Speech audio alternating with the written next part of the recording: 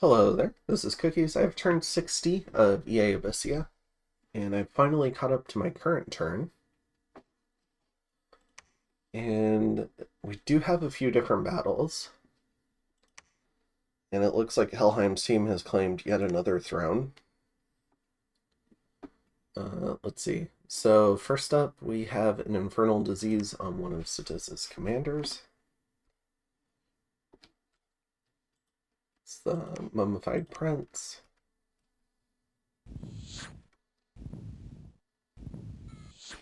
Alright. We do some remote site searching. Find a painted cave. I think that's one astral. And then go ahead and kill the bird commander.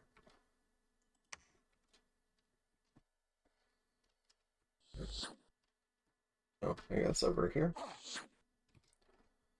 And then we go ahead and launch that lesser horror against the Wraith Lord on Hinnom's Fort.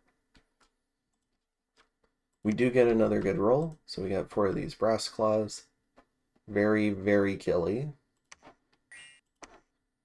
Not quite as protected as the mantises, but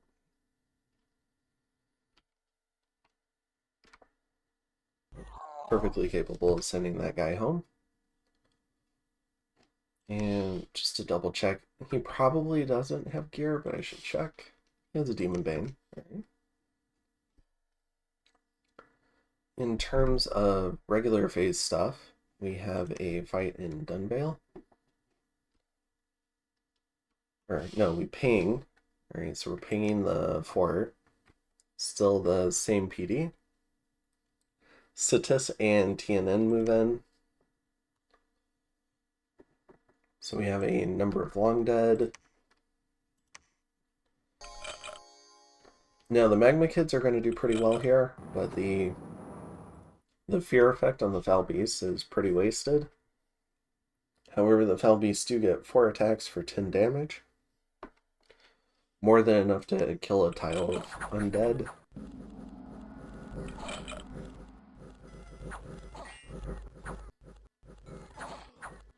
But the long dead are also somewhat killy. So Cetis ends up taking that one. Loses 23 undead and 6 regular troops. And kills 11 foul spawns, 5 of the foul beasts, and all 9 magma kids. So I think Cetis got the better part of this engagement. TNN moves into the Royal Forest. Line of magma kids against Blackhawks. This should go well for TNN.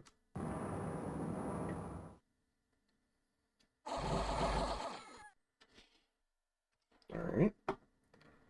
And then Oceania goes ahead and attacks Cetis.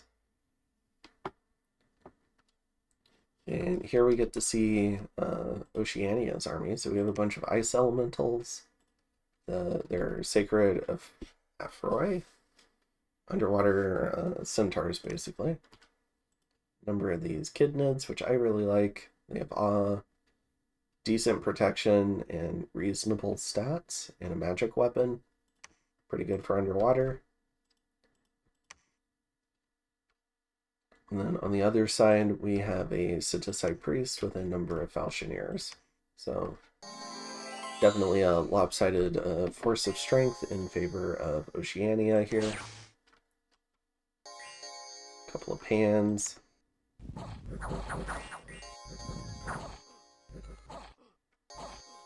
Alright, so they take out that Cetis force. And I'm gonna cover my fight last. And then we also have TNN attacking Alcara. So this is that raiding party we've seen. Just going after some long dead.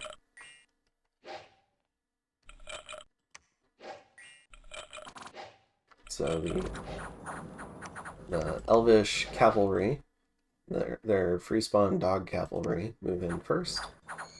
The other elves catch up in time to help secure the flank. Magma kids are just kind of rolling around.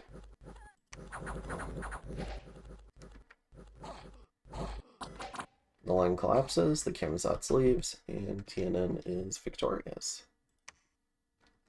Alright. And then the big battle for this turn is in Pergami. Doing our favorite thing, which is fighting Satis. So we've got a 400 stack of Satis, some Reborn, some Mummified Princes.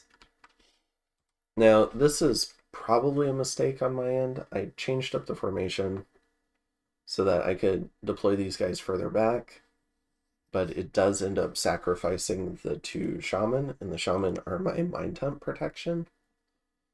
So maybe it would have been better just to kind of like leave that formation up here, even if they would have made contact sooner. But this is what I ended up doing, and I will have to suffer those consequences. I also wasn't exactly expecting to win this fight, but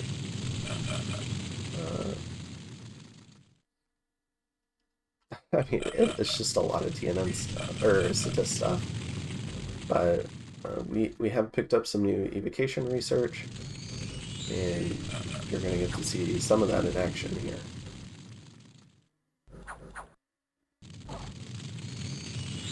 So you can see them come down and take out our poor Shamans.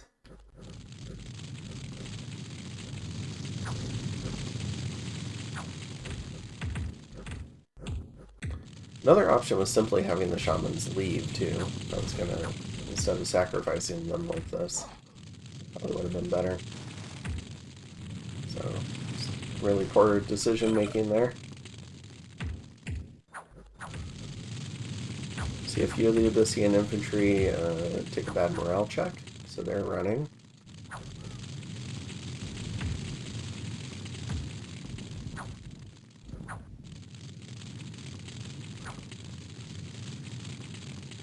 And the princes give up the field, so they're all running.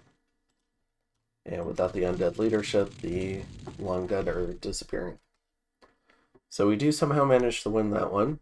We lose 4 Abyssian infantry, 3 rout, for a total of 10 casualties, and then we take 2 shaman losses and we lose 1 salamander. On the flip side, though, we killed 468 long dead. Well, I guess 467, since one of them was reborn. So, yeah, pretty good result. Pretty happy with it. We'll see how much Mind Hunt we eat next turn. I don't know, because this is the current turn. In terms of events, we got some gold, lost some pop, eating some plague, and gained some income. We also, unfortunately, we patrolled out a Jahara scout, and one of our scouts got patrolled out by Albion. So we're kind of getting patrolled out a little bit here. So maybe I should send this guy down here. I don't know. We'll see if he gets patrolled out.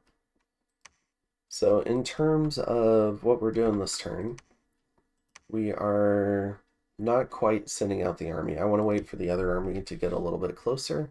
So that's this one here. Additionally, we are moving out some Spine Devils, though. And the Spine Devils are going to go test the PD and see if there's a response. And we're going to go ahead and ping the PD again. And we've got some more Spine Devils moving into the fort. They're on a move and patrol, though. And I have adjusted, I've finally gotten to adjust for the Abyssian PD in the fort. Let's see, we also got our first Dryad Mother. So I think this is a water random. So we're water 2, nature 2. This is pretty good. We can give her a Thistle Mace, and she can do Foul Vapors after. She can do Serpent's Blessing and Foul Vapors. So we have that option. Also gives us 2 assassins in this fort to help defend it. And we also got our first Black Sorceress, who is Fire 1, Earth 1, Astral 2. So now we have another another person who can do the crystal gear, but in this case she's doing a Helmet of Heroes for one of our armies so that we get a little bit better leadership under Wailing Winds. And then, let's see, in terms of spells this turn, we're doing Send Lesser Horror at 233.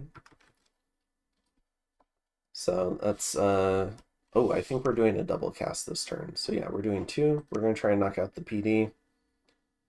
So we're not even going to test the PD with the Spine Devils. We're going to do it with the Horrors. And then we've got 1 Infernal Disease cast with boosted range going out to 251, which is over here. We're going to try and knock out this commander. And we're going to come down and move down and protect the fire gems. And I think that's most of it. We see a large Satis force here, protecting this Zion fort, so we'll see how that goes. And we'll see if we can wipe out this. Hopefully Oceania can clear up the TNG fort. Looks like Femoria does have another army in the region, which is really good. So we can keep up the pressure on TNG. And we see this Alkera army moved on to the Femoria fort down here. So other than that, I think that's most of it. So I'll go ahead and see you in the next one, turn 61. Have a good one, and happy holidays, as we're right around that time, and I think I finally figured out a lot of my recording issues, so hopefully things are pretty smooth sailing from here on out. Have a good one. Later.